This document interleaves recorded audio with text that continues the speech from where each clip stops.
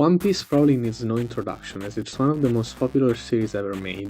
With over 1100 chapters, it is now in the second arc of its final saga, Elbaf. But I'm not gonna talk about that today. Instead, I'll talk about the arguably least important group ever introduced in the series, as well as a personal favorite of mine. The Numbers, introduced in the raid on Onigashima. So, what are the Numbers? The Numbers are 10 failed experiments that involved ancient giant cloning or gigantification created in Punk Hazard around one point in time before the start of the story. We learned it from Big Mom after 3 of them barged into the festival hall. The Numbers, as I mentioned, don't do much in the raid, and they are fodder for the most part, most of them being one-shotted or off-screen by a character. After the raid, we only see one of them being alive, leaving the other's fate unknown. They all look very different from each other, but they share a few traits. First and foremost, they're all giants, Number 10, Juki, is introduced in chapter 989. He's the least humanoid looking out of all of the Numbers. He has a long snout that kinda looks like a dragon. His horns are 2 arches that turn towards his back, as well as having a yellow streak of hair that goes towards his back. He is introduced alongside 2 other of the Numbers, Goki and Jaki, as they burst into the festival hall very drunk. He is purple and wears a cloth with a tiger fur motif. He is one-shotted by X-Drake's Excalibur attack. His left side is Juki Kiki.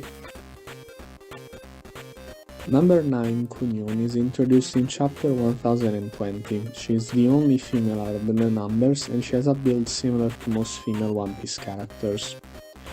Her skin color is white, she has long green hair, she wears as well as wearing a bikini, gloves, and knee protections.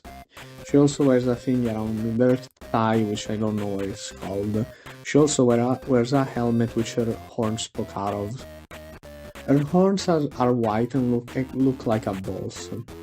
She is a member of Black Maria's subordinates, and she disguises herself, or is disguised as, I don't remember, as Jaguar D. Sol when Black Maria tries to trick Robin, but she's then taken out of most of the fight from Robin herself. Later on, she is defeated by Brook, while her and 2 other subordinates of Black Maria watch as Black Maria gets her back broken by Robin's Damanio. Her left side is Kunyu. Number 8, Hachan, is introduced in chapter 981 and is one of the most human looking out of all of the Numbers. He has indigo colored hair and wears an orange sports jacket and pants. He wields a kanabo. His horns are also white and also look like a bull's, but they're curving more into each other near the points. He's the first number we're introduced to, as well as the only one to a confirmed age, being 188 years. When you first see him, he tries to attack Luffy, Zoro, Kid, and Killer after they reveal themselves to be pirates while he's drunk. He appears in a later chapter lifting up Jaki after Scratchman Hapu uses his fighting music to revitalize him, as well as trying to revitalize the other Numbers. But at that moment he's distracted by the Frankie Shogun and chases it. He then ends up following Frankie all the way to the area where Yamato was confronting the armored corp, and he smashes the floor trying to hit him, making obviously everyone fall. Basically at the same moment he does that, he's defeated by Yamato with a very quick attack to the chin. His laughter style is Ha-cha-cha. Number 7, Nangi, is introduced in chapter 988. He looks like a caveman with dark green hair and a beard. He wields a wooden club and wears a red cloth with black stripes. His horns are the most Oni-like out of all of the Numbers, being fairly small and yellow. He follows Kaido, Jack, and a bunch of the Beast Pirates to the rooftop after the Scarber's surprise attack on Kaido. He is presumably defeated by the Minks in their Sulong forms. His laughter style is Nagi-Gigi. Number 6, Rocky, is introduced in chapter 1036 and does nothing. He looks like an old man, has green skin and wears a salopette. He has some symbol on his forehead which I don't know what it means. His horns are tall and straight, are thin and straight, and fairly tall. He's the last member of the number that we see. Turns out we haven't seen him because he's been in the underground of Onigashima guarding the armory. He's rammed into the door by Fuga upon Yamato's request to do so. After this, the two numbers seem to start fighting, and their fate is unknown. His laughter style is Roro Kiki. Number 5, Goki, as said before, is introduced along with Juki and Jaki in the festival hall when they barge into it. He's stated to be as tall as Horse, making him around 70 meters tall. His skin is steel colored and he has a very large jaw. He's also wearing only one cloth with a tiger motif, and he wields a kanabo. His horns are also teal and big, pointing up with a slight curve. He has a blue marine hair, maybe, I'm not sure about the color, and tries to attack as soon as he sees the straw hats, having his kanabo then cut in half by Zoro. After this, Luffy goes into Gear 4 Bounceman and he has an awesome monologue about how an opponent as tall as him, Oars, was barely able to be taken out by all the Straw Hats working together, and how things have changed since then. He then proceeds to one-shot him with a King Kong gun at the same time as X-Drake one-shots Juki with his Excalibur attack. His laughter style is Gokikiki. Number 4, Jaki, is introduced at the same time as Goki and Juki. He's the shortest of the numbers and he has pink skin with blue hair and no noticeable trait besides his two weird teeth. He also only wears a cloth with the same motif, with the same tiger motif as the others, and he's defeated as soon as he arrives into the festival hall by Frankie when he picks up the Brachio tank and Frankie uses a radical beam to his face. His laughter style is Jaki Kiki.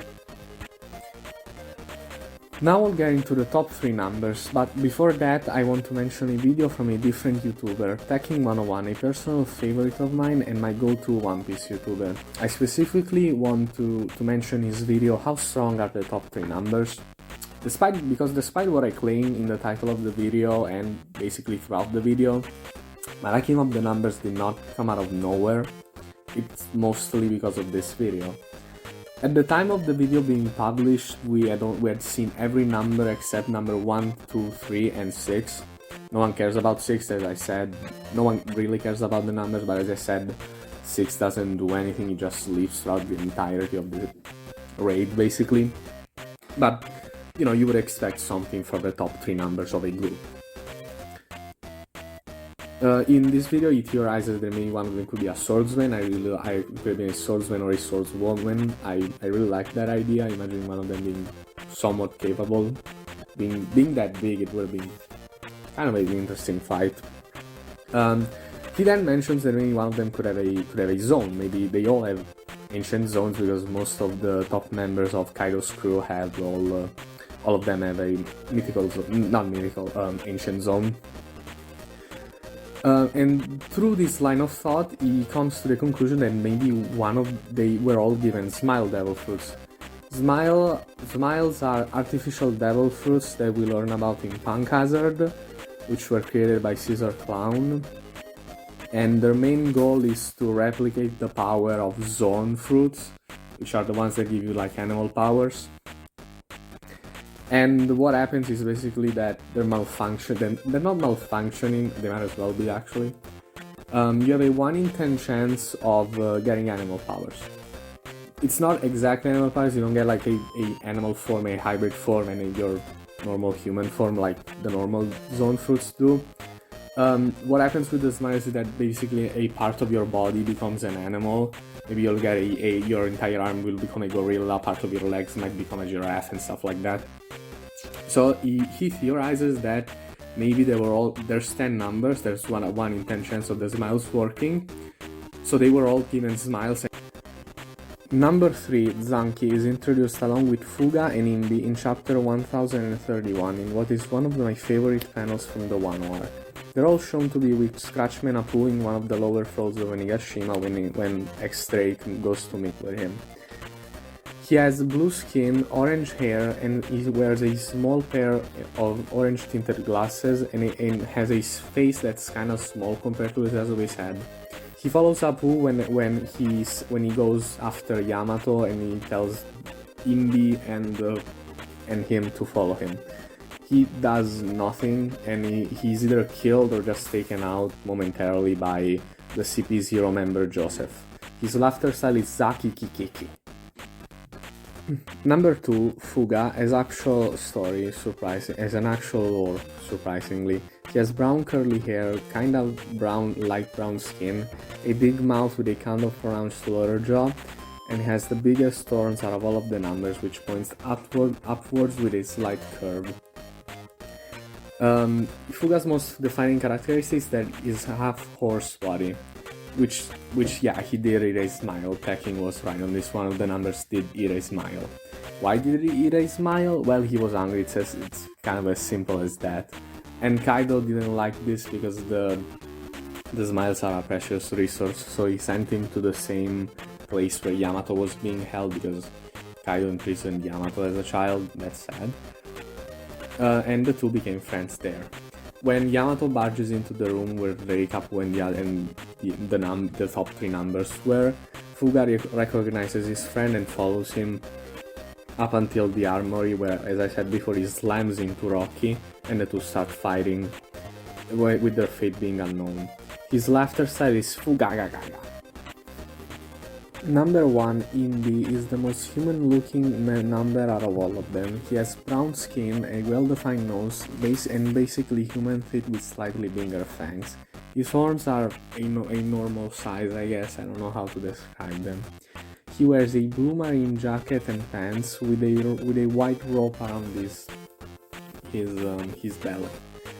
He has yellow hair in the anime and which are colored dark in the manga, and wears boots. He also has a textbook evil guy mustache and pointy ears. He also bears a striking resemblance to depictions of the devil. After Apu runs from the CP0 agents after Zanki gets KO'd, I guess, he follows him, and we see the two together throughout the chapters of Onigashima as the building burns up, as well a scene of them trying to escape, with Imbi trying to, I guess, punch the wall, but it burns his hand, and Apu asks him to sacrifice his arm for the sake of them, which gets the giant irritated, and to which Apu reacts by asking him if he wants to fight, until Jinbei saves them along with everyone else in the building, using the water that Raizo had stored up from Zunisha. His last appearance is along with Apu as he goes to meet the kid-in-law at the port to deliver the newspaper that announces the new Yonko. His laughter style is Ibibibi. And with all of that said, let's get to the actual point of the video. Why do I like the numbers? I'm honestly not sure myself. I don't even like all of them. I don't like Rocky or Juki at all, for example, purely design-wise.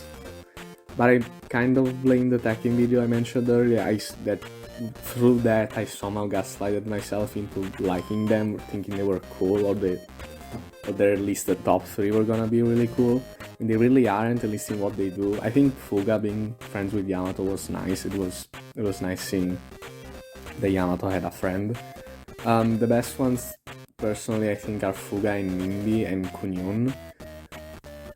And they're basically all fodder that we can presume that they're strong based on what we saw Ors do back in Thriller Bark, not counting the bending body shenanigans that Gecko Moria made him do.